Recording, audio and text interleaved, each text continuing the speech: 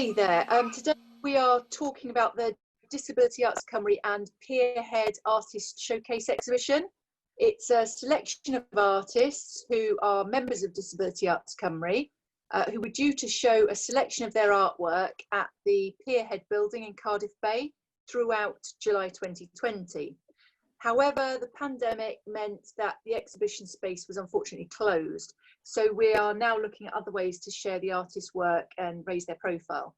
So today we are joined by two of the artists, Jill Powell and Kyriakos Asprou, who were due to be exhibiting. And we're going to share some of the images that they would have shown during the exhibition, and we'll be interviewing them about their practice generally. And just a little bit of background about Disability Arts Cymru. We've been supporting artists since 1982. Over the years, we've been instrumental in leading and challenging many of the social and systemic issues which have prevented many disabled or deaf people from training, expressing or leading within the arts sector. Things have been changing slowly. The exhibiting artists as part of this exhibition are part of this change, and we do applaud them for their creativity and commitment to continuing their arts practice. We're delighted they are continuing to be active within the arts sector and congratulate them on curating work for this exhibition. So I'm now going to hand you over to our National Officer for Visual Arts, Alan Whitfield, and he's going to talk both Jill and Kyriakos through some questions about their work and their practice. Okay, thank you. Over to you, Alan. Hello. Thank you for joining us today, both. It should be a real interesting conversation. I've just got my questions on my phone because I'll never remember them. Okay, so without further ado, we shall open the little book that we've put together for this event, and we'll start with Kyriakos, so just bear with me.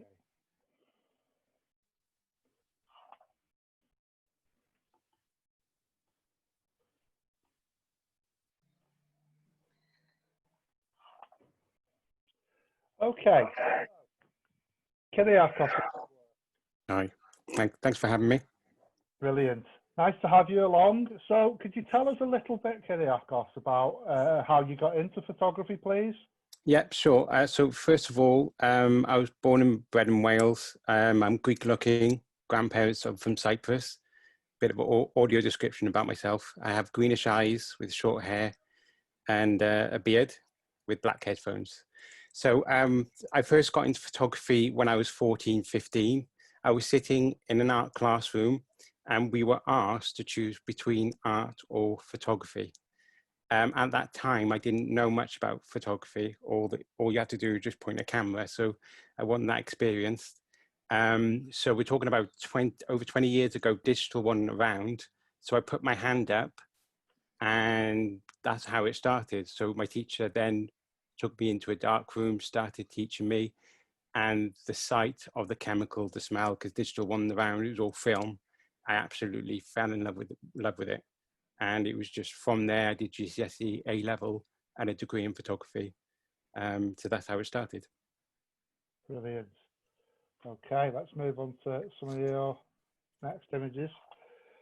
Can you explain how the My Wales photography project come about, please? Yeah, so from GCSE to now at the age of 37, I basically was fortunate enough to travel around. So I've been to Italy, Spain, and travel photography, street photography, I'm absolutely in love with. And I had an exhibition 2 years ago showcasing all my work that I did over the last 20 years or so. And someone sat me down and said, why aren't there any Welsh images? And I was like, oh my goodness, of course, you know, and I've always wanted to travel around Wales. And I thought, right, this is the right time to do it. So I contacted Arts Council Wales for possible funding to then travel around Wales and to make this happen. And that's how it came about. Excellent. I think one of the things that really stands out for me, Kyriakos, in your work is the really strong colours. Is there a process you go through to get these colours? Is there a method that you like to use? Well, they're more or less the original colors. All I've done is slightly enhance them in Photoshop, just to bring the colors out. I haven't changed them in any way. Yeah, just enhance them on Photoshop. Brilliant. Okay, some nice work. Can you take us through your journey from beginning to end, please? Sure. So my original application to Arts Council Wales was to try and do this in 6 days straight. And luckily, my wife started working evenings, so that wasn't possible because I got 2 young girls. So I then spoke to Arts Council Wales, no pressure, take your time. So I spent 20 days spread over 5 months, 3,000 miles on the car, just going around taking photographs. And I took around 16,500 photos and videos, and absolutely loved every bit of it. I was just gobsmacked at how beautiful Wales was, and actually guilty that I took all those holidays abroad and not in my Wales. So that's why heading is my Wales as well. Okay. So I'm just looking at this picture of Cwm Elan in the Elan Valley. Was you just lucky to catch it looking like that, or did you know that at a certain time it would be flowing over the top of the dam? Nope. I was lucky because it's very rare. Well, I wouldn't say it's very rare that it spills over. It only spills over on wet weather. And that day, I think we had about 3 or 4 days before that period where it was just raining non-stop. And I would urge anyone to travel around Wales, don't just think, if it's a sunny day, I will travel. Travel on wet days also, because like this, you would not see it. It's so magical. And the sound, I've got a YouTube video of the Elan Valley, and the sound is just mesmerizing. It's gorgeous. Yeah, nice work. I think it adds a real drama to the image, which could be quite stale without the water coming over. It's really impressive having been there. Yes, and also to have people in the image as well. When you're out, don't be afraid to just ask, can I please take a picture of you? I didn't know these people. They were just passing by. So as long as you ask their permission, not try and be sneaky about it. And they were amazed. They were amazing. Everyone in all these, not apart from the one on the beach there on the left, but I did a lot of taking pictures of people, and I was so surprised at how many people said yes. It was great. This is a reoccurring theme that I hear with photography about us being feared to approach people, but it's surprising if you do approach people how they respond. Could you possibly just give maybe a few tips on approaching people? You know, what do you think would be a good example? Yeah, sure. So I just go up to someone and I introduce myself. I say what I'm doing.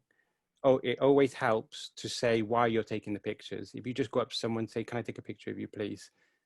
They're going to be their defense is going to go straight up. So you say, "Hi, I'm from Cardiff. I'm here on a project. I'm a photographer. I'm doing a project about ABC. Is it possible to have you in the image?" If obviously, if you say no, I won't do it. And sometimes you can also offer to send them the images as well. They're quite open to that. So you just take an email, their email address, and send them the image. Brilliant. On the opening pages, there is a link to your YouTube video. Yes. Can you tell us a little bit about how you come about to make the YouTube video, and what do you think the relevance is compared to, 1/100th of a second image that you're getting in a photograph? How do you find using the both mediums? Well, yes. So I use a Nikon camera. I used those to take pictures, and then I actually used my iPhone to do the videos. It's quite surprising. It's good quality actually on the iPhone. And to me, it's not always about quality. It's about memory. Taking whatever you use, just go for it. Take those memories. Because at the end of the day, as I said, it's not about quality. It's about the image, whether it's grainy or not. It's about, yeah, showcasing your image, what it means to you as a person. Brilliant.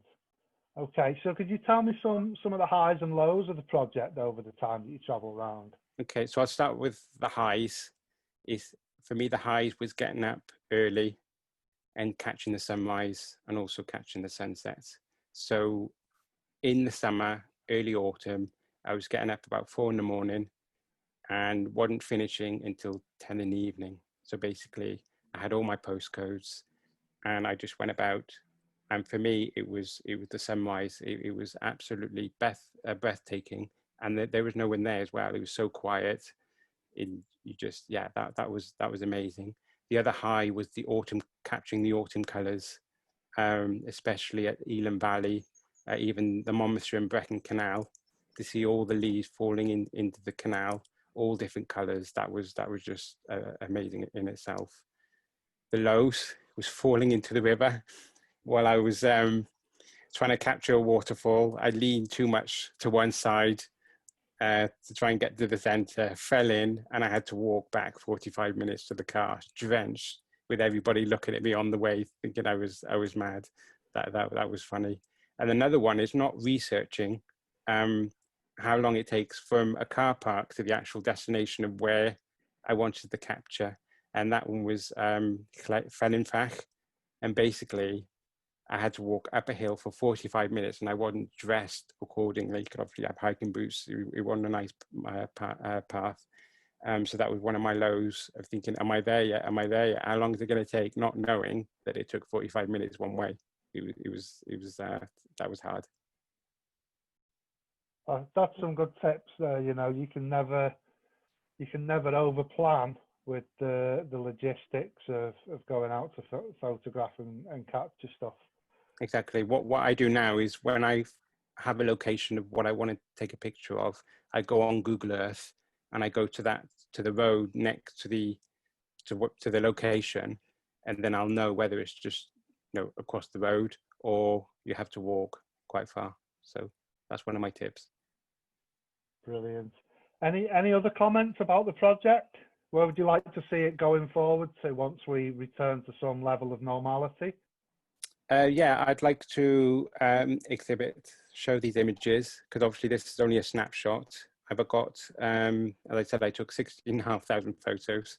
I've narrowed it down to, I think, around 50 at the moment. I've got them ready. So I would love to be able to tour around Wales showing off these images, but probably worldwide as well, because Wales is such an amazing, beautiful place. People take it for granted. I mean, even locals, when I was at the beaches talking to people, I found most of the people from England actually coming over and preferring it to Cornwall and going to the beaches here in Wales and other locations. Brilliant, brilliant. Right, well, thank you for that. I think that's been a wonderful introduction to the project. Like I say, hopefully we'll get to see it on a wall somewhere soon. Yes, definitely. Because I think it just brings something more to the images. Okay. Yes. So moving on to Jill Powell, if you'd like to introduce and describe yourself, Jill. Well, I'm I'm a grandmother. I'm over 60. Live in Cwmbran. I haven't done art all my life. I loved it as a child, but I went and did the sciences, ended up in a lab.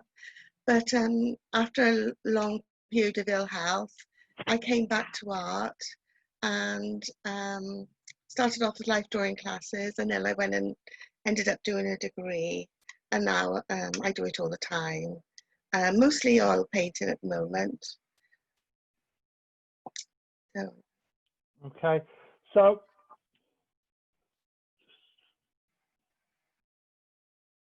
would you like to tell us a little bit of information about this print you've made? The what? The Crimson Petal. Yes. The Crimson Petal was specifically made for a poetry book. I illustrated a poetry book with a poet called Mayor de Gair Pitt, And this was one of the 22 images that I made for her book. And it goes alongside a poem. I've got it written here. Gardening Tips for Women. And she uses the garden to symbolize a woman's experiences of life.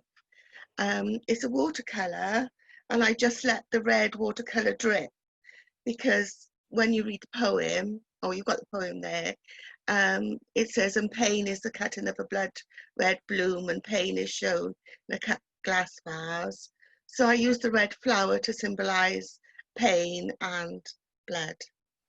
So yeah, so it's quite a strong image, really.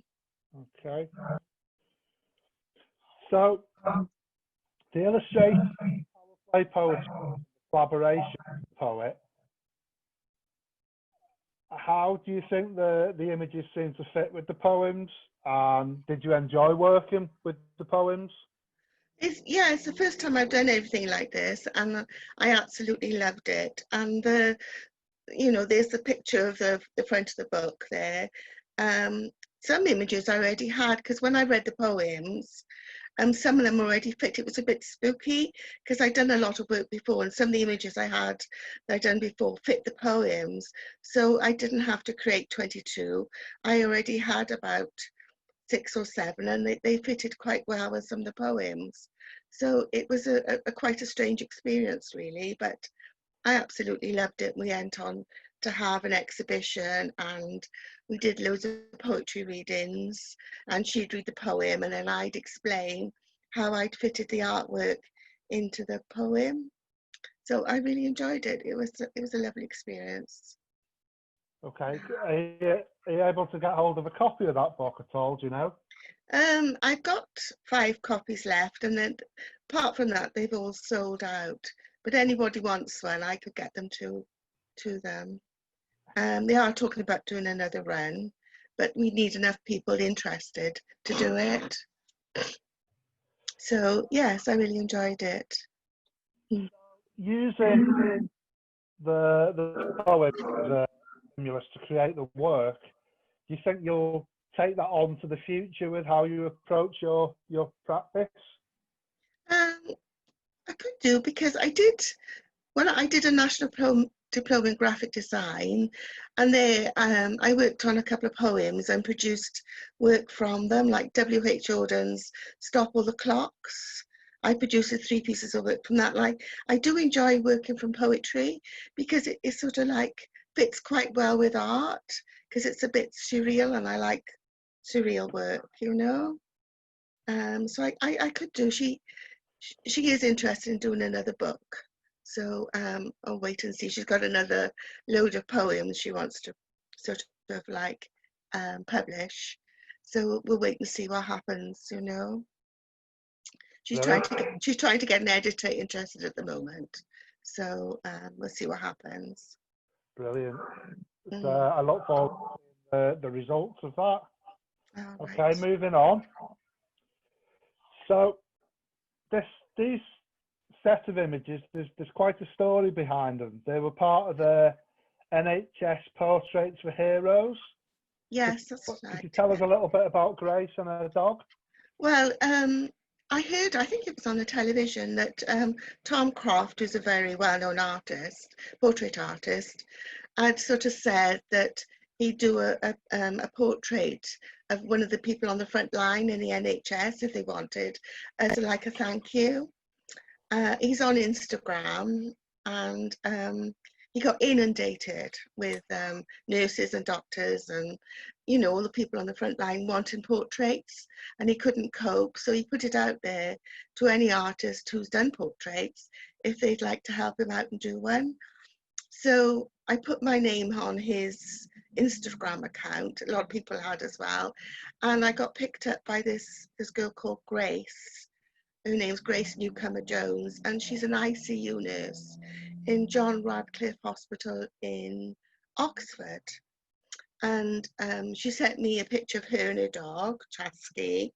And what she does, if you see the middle one, she's there in a PPE outfit, and she puts this picture of her and a dog on the front. One, so that people can identify her, because you only see the eyes, don't you? And the other is to give people something to talk about as well. So she uses this picture, and she wanted me to paint a picture of her and a dog. She'd looked on my website and saw that I did pet portraits as well. So she thought I was an ideal. She'd sort of looked into me and realised I was the person for the job. So yeah, so I took it up. The sad thing is the dog had died just before Christmas, so it's got a lot of sentimental value as well. But she's actually had the picture now, and I should have sent it to you. I've got a picture of her holding the picture with her, and she's absolutely delighted. So yeah, it was a lovely story, and it had a lovely ending as well. But she wanted me to paint her picture, and on the front of the Powell playbook is a saxophonist playing a saxophone, a jazz play, and she wanted me to use those colours. So hence I put like the purples, the deep blues and the yellows in it, and then I added the little rainbow for, you know, as a symbol of the NHS thank you. So that's the story behind that. Yeah, I was going to put it up in the exhibition, and she said, oh yeah, I can keep it as long as I like, but once the exhibition wasn't going ahead, there was no reason for me to hang on to it, so I sent it via courier to her. So yes, that's the story behind that. It's nice. Yeah. Just like you say, the rainbow in the back and the NHS dog collar, which I can see on the little dog. Oh yeah, she wanted the NHS thing on his dog collar as well. So that took a bit of doing, really, because I did it square, then I did it oblong, and then I thought, oh crumbs, I'll just do it round and then do the NHS really small, you know. So yes, she's an NHS dog as well. It's an NHS dog. Yeah. Yeah. So. Okay. Moving on to your next work. This is a selection of some of your oil paintings with a more religious theme. Could you tell us a little bit about that, please, Jill? Yes. Well, a while ago, I sort of I started painting religious pictures. I sort of just felt the need that I had to do it. I was involved in the local churches at the time as well. And what I did is I cut up bits of the Bible, which you shouldn't do, these old Bibles that I found in charity shops, and used the Bible print in the picture with the oil paint. So if you look really closely at both of them, you'll see, especially the hand of God, you can see there's bits of text of the Bible in it. There's about 6 or 7 in all, but I just felt I had to paint them. Actually, it's my hand in there, because I copied my hand, but sort of said the hand of God, because I didn't have anybody else's hand to copy. So yeah, that's coming out of the water, and it was used in the poetry book as ripples, and it's just supposed to be like the unseen hand of God in things that happen in your life. The other one, the crucifixion, I felt the need to paint that as well. I went through to paint these pictures as from looking up from Christ's feet up. So you can just see his head in the top. And I wanted it as realistic as possible. Hence, there's lots of blood, and, you know, and the colours are very strong. Because it was a very horrific thing, really. The funny thing about all these pictures is that when I got to the end of it and I felt I didn't need to paint them anymore, I realised I had a picture for every event in the church's year, which was really strange. I had one for Easter, one for Christmas, one for, you know, harvest, and it was just like a series of things I went through. So I've come out the other end of that now. But yes, I did enjoy doing them, and I've got loads of partly cut up Bibles at the place, which is it's a bit not very good, really. Don't tell anybody. So yes, that's how they came about, you know. So